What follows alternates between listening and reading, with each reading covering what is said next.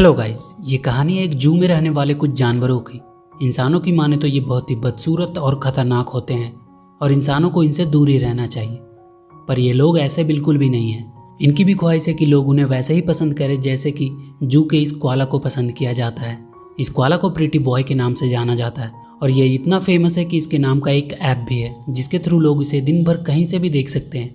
ये कहना गलत नहीं होगा कि ये कोआला किसी राजकुमार से कम नहीं है जिसकी पूरी दुनिया में करोड़ों फैन है। वहीं दूसरी तरफ ये जैकी क्रोकोडाइल, नाइजेल बिच्छू, फ्रैंक स्पाइडर, जो लिजार्ड, इन सबको जू का हंटर चैज सबको ऐसे दिखाता था मानो ये सबसे खतरनाक जानवर हो जिनके पास भी कोई नहीं जाना चाहेगा। और ये है डेडलीस्ट टाइपन स्नेक मैडी। आज इसका पहला शो है और ये काफी एक्साइटेड थी कि लोग इसे बहुत पसंद करेंगे।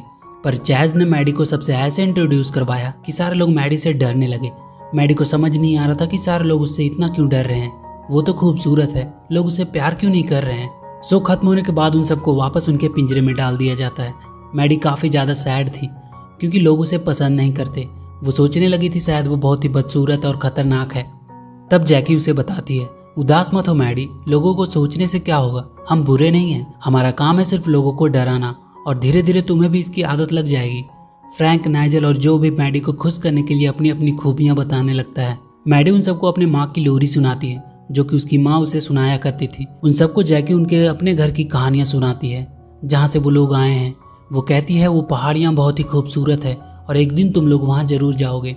अगले दिन फिर से पार्क शुरू हो जाता है और वही इन लोगों का डेली लोगों को डराने का रूटीन शुरू हो जाता है।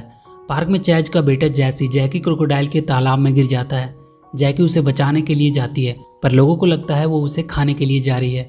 पर जैकी किसी तरह जैसी को पानी से बाहर निकाल देती है और फिर चैज जैसी को ऊपर खींच लेता है।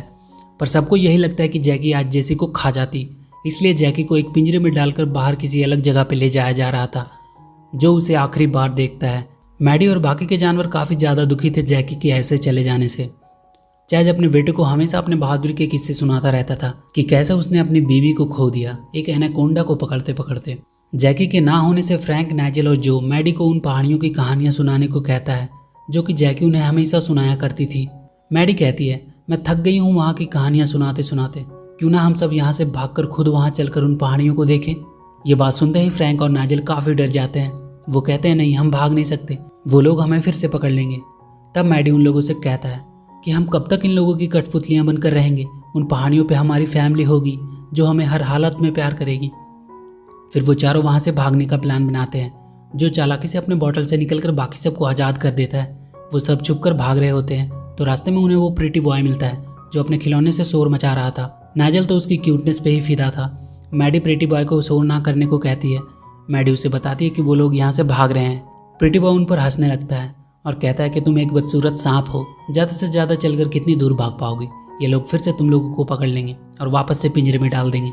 और वो जोर जोर से शोर मचाने लगता है। मैडी ऊपर जाकर उसे चुप कराने की कोशिश करती है। प्रीटी बॉय डर के मारे और चिल्लाने लगता है। तब पीछे से नाइजेल बिच्छू उसे डंक मार देता है जिससे वो बेहोश हो जाता है। नाइजेल के जहर से कोई मरता नहीं था, वो बस कुछ देर के लिए बेहोश हो जाता था। मैडी उनसे कहती है हमें प्रीटी बॉय को भी अपने साथ लेके जाना होगा। मैडी प्रीटी बॉय को अपने पीठ पे बिठाकर वहाँ से भागने लगती है। थोड़ी ही दूर पर पहुँचकर उन्हें पहाड़ियाँ दिखती हैं। वो लोग खुश हो जाते हैं पर तभी लाइट आने की वजह से वो पहाड़ियाँ शहर में बदल जाती है। ये शहर ही उन्हें दूर से पहाड़ जैसा दिख रहा था।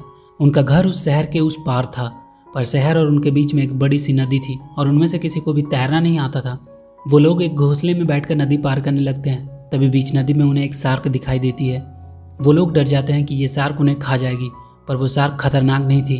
वो बताती है कि उसका नाम जेसेंटा है और वो एक सीक्रेट एजेंसी अगली सीक्रेट सोसाइटी USS की सीक्रेट एजेंट है। उनकी एजेंसी उन लोगों की मदद करती है जिन्हें दुनिया बदसूरत समझती है।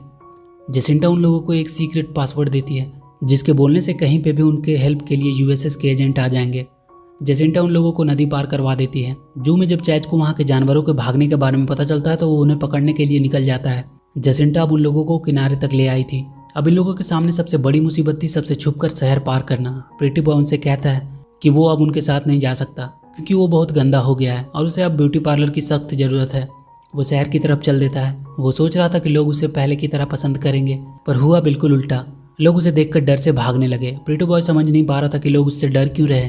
तब वो दीवार पे अपना पोस्टर देखता है। सब लोग समझ रहे थे कि नाइजेल के काटने से प्रीटी बॉय को रेबीज हो गया है और अब वो खतरनाक बन चुका है। सब उसे मारने के लिए दौड़ते हैं। इधर मैडी, नाइजेल, जो और फ्रैंक को प्रीटी बॉय के चिल्लाने की आवाज़ सुनाई देती है। तभी प्रीटी बॉय भागता हुआ उनके पास आता है। अब वो लोग चारों तरफ से घिर चुके थे। सब लोग उन्हें मानने ही वाले थे कि मैडी जसिंटा का वो सीक्रेट पासवर्ड बोलती है और वो लोग वहाँ से गायब हो जाते हैं। वो सब नीचे एक टनल में होते हैं जहाँ एक स्पाइडर की गैंग उनकी मदद करती है। वो लोग टनल में फ्लश के पानी में तैरते हुए वहाँ से आगे बढ़ते हैं। वो लोग सक्शन पाइप के थ्रू उस टनल से बाहर निकलते हैं। वहाँ उन्हें चैज का बेटा जैसे उन्हें देख लेता है, पर वो लोग वहाँ एक लेडी के बालों में चालाकी से छुप जाते हैं। चैज वहाँ से आगे बढ़ जाता है। शहर में प्रीटी बॉय न्यूज़ में देखता है सब उसे मरा हुआ समझकर आखिरी श्रद्धांजलि दे रहे हैं और उसकी जगह एक कोका नाम का जानवर ने ले ली है। ये देखकर वो उस पर काफ़ी भड़क जाता है। जैसे उन्हें फिर से देख लेता है, चैज उन पे इंजेक्शन शूट करता है, पर वो मिस होकर किसी और को लग जाती है। अब ये लोग बस के पीछे लटक कर भाग जाते हैं। जैसे अपने फ़ोन में उस बस का नंबर से पता करता है कि ये बस वेस्टर्न प्लेन स्कूल का है, वो दोनों भी उस स्कूल के लिए निकल जाते हैं। मैडी और उसके दोस्तों वो स्कूल पहुंचकर एक लड़की के पीछे पीछे चल देते हैं जो कि दिखने में पहाड़ी टाइप की लग रही थी। प्रीटी बॉय अभी भी नखड़े कर रहा था, इसलिए नाइजेल को उसे फिर से बेहोश करना पड़ा, पर वो लोग गलती से किसी और बस में चढ़ गए। तब मैडी दिमाग लगाकर एक स्केट बोर्ड के सहारे वहाँ एक फ्लैग पोल पे चढ़कर वापस से सही वाले बस के छत पे लैंड हो जाती है। पर प्रीटी बॉय उनके साथ नहीं था, वो अभी भी स्केट बोर्ड पे ही बेहोश था। स्केट बोर्ड के रोड के बम से टकराने की वजह से प्रीटी बॉय उछलकर उनके साथ ही बस की छत पे आ जाता है। उनका पीछा करते करते चैज और जेसी भी उनके पीछे आ गए थे। चैज प्रीटी बॉय को बेहोशी का इंजेक्शन से शूट कर देता है। अब वो लोग बचने के लिए बस के अंदर आ जाते हैं, जहाँ एक लड़की उन लोगों को अपने बैग में छिपा देती है और उन लोगों को वहाँ से भागने में मदद करती है। ऐसा पहली बार हुआ था जब मैडी ने किसी अच्छे इंसान को देखा था। वो उस लड़की को थैंक्स बोलती है। वो लोग अब जंगल के नीचे पहुंचकर बात ही कर रहे होते हैं कि ऊपर पैर फिसलने की वजह से उन पर चैज आकर गिरता है और गलती से उसकी छड़ी से मैडी फंस जाती है और इसी के चलते बाकी के लोग भी पकड़े जाते हैं। चैज मैडी को इंजेक्शन देकर बेहोशी करने वाला था, तभी प्रीटी बॉय यूएसएस का सीक्रेट पासवर्ड बोलता है और वहाँ 3-4 बंदर उन पर हमला कर देते हैं और मैडी को छुड़ा देते हैं। चैज वहाँ से भागने लगता है और किसी तरह वो वहाँ से भागने में सफल हो पाता है। वो बंदर उन्हें वहाँ से लेकर एक गुफा में पहुँचते हैं जहाँ के बैट उन्हें आगे ले जाने में मदद करते हैं और इसी तरह वो रास्ता पार करते करते अपनी मंजिल की ओर चल देते हैं। इधर चैज अपने साथ और भी आदमियों को लेकर उन्हें पकड़ने के लिए निकल पड़ता है। रास्ते में मैडी और उसके दोस्त आराम कर रहे होते हैं। तब मैडी उन लोगों को बताती है कि कैसे वो अपनी माँ से बिछड़ गई और फिर चैज ने उसे उठाया और अपने साथ लेके चला आया। सुबह फिर से वो लोग आगे की ओर बढ़ गए। रास्ते में प्रीटी बॉय एक कोला की फैमिली मिलती है जहाँ वो उनके साथ हो जाता है। अब मैडी, नाइजेल, फ्रैंक और जो अपने घर की तलाश में बढ़ जाते हैं। जब वो लोग पहाड़ के नज़दीक पहुँचते हैं तो बहुत से जानवर बाहर आकर उन्हें देखने लगते हैं। पहली बार वो लोग अपने जैसे को देखकर काफ़ी अच्छा महसूस कर रहे थे। तभी सब लोग वापस पहाड़ों में छिप जाते हैं। मैडी देखती है चैज और उसके लोग उन्हें पकड़ने के लिए आए हैं। चैज उन सबको पकड़कर वापस के डब्बे में बंद कर देता है। चैज के बेटे जेसी को मैडी पे तरस आ जाता है और वो उसे गाड़ी से नीचे गिरा देता है। मैडी अपने दोस्तों को वापस लाने के लिए पहाड़ के जानवरों से मदद मांगती है, पर वो लोग मना कर देते हैं। तभी वहाँ प्रीटी बॉय आ जाता है और कहता है कि कोला की फैमिली ने उसे भगा दिया, इसलिए अब वो उनके साथ ही रहेगा। अब मैडी और प्रीटी बॉय मिलकर अपने बाकी के दोस्तों को बचाने के लिए जाते हैं। वो दोनों एक फायर फाइटर की गाड़ी चुरा लेते हैं। चैज देखता है उनके पीछे एक बड़ा सा बस प्रीटी बॉय और मैडी चलाते हुए आ रहा है। मैडी उस गाड़ी के सीढ़ी के थ्रू अपने दोस्तों के पास पहुंचने की कोशिश कर रही थी, पर उसे लगातार चैज और उसके लोग हमला कर रहे थे, जिससे उसे काफ़ी दिक्कत हो रही थी। मैडी देखती है प्रीटी बॉय भी उसके साथ ही सीढ़ी पे आ गया है और अब गाड़ी बिना ड्राइवर की ही चल रही है। नाइजेल चिल्लाकर अपने बॉक्स को ग्लास तोड़ देता है और वो तीनों निकलकर मैडी और प्रीटी बॉय के साथ एक बाइक पे बैठकर भागने लगते हैं। चैज और उसके लोग अभी उनका पीछा कर रहे थे। चैज अब उनके ऊपर मिसाइल से हमला कर देता है, पर अब पहाड़ के सारे जानवर मैडी और उसके दोस्तों की मदद के लिए आ जाते हैं। वो सब मिलकर चैज के सारे लोग पे भारी पड़ रहे थे। पहाड़ पर से वो कीड़े लोग बड़े बड़े पत्थर गिरा देते हैं। अब चैज, जैसी, मैडी और उसके सारे दोस्त उस बिना ड्राइवर वाले बस के ऊपर थे। ये बस खाई की तरफ बढ़ रहा था। तब चैज जाकर गाड़ी का ब्रेक लगाता है, पर पीछे से आ रहे एक पत्थर के टकराने की वजह से वो बस नीचे खाई में गिर जाती है। वो सब बच जाते हैं, पर जैसी सीढ़ी से लटका हुआ था वो किसी भी वक्त गिर सकता था। चैज अभी भी डर रहा था कि कहीं मैडी उसके बेटे को काट न ले। तब मैडी चैज से कहती है, मेरी एक बूंद 100 लोगों को मार सकती है, पर मैं ऐसी नहीं हूँ, मैं कोई राक्षस नहीं हूँ। और वो अपना दांत चैज के हाथ में पहने बेल्ट पे जोर से गड़ा देती है और अपनी पूंछ की मदद से जैसी को बचा लेती है। चैज अब बदल चुका था। वो मैडी को इसके लिए थैंक्स बोलता है। पहाड़ के सारे लोग उनका अच्छे से वेलकम करते हैं। वहाँ मैडी को जैकी क्रोकोडाइल भी मिलती है।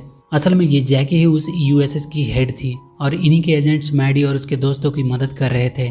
सब एक बार फिर से मिलकर एक हो जाते हैं और ये मूवी यहीं द एंड हो जाती है। तो वीडियो अगर अच्छी लगी हो तो please do like and share the video and please subscribe to my channel and press that bell icon.